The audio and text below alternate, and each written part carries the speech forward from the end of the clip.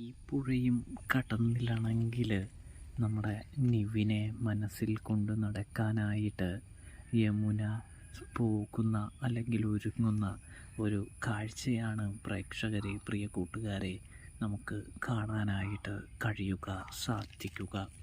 യമുനയാണെങ്കിൽ നമ്മുടെ നിവിൻ്റെ കയ്യിൽ നിന്നും സമ്മാനം വാങ്ങുന്നുണ്ട്.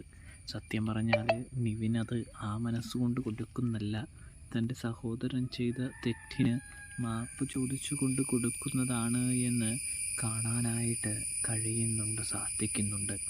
പക്ഷേ നമ്മുടെ യമുനയാണെങ്കിൽ എടുക്കുന്ന സെൻസ് എന്ന് പറയുന്നത് വേറൊരു രീതിയിലാണ്.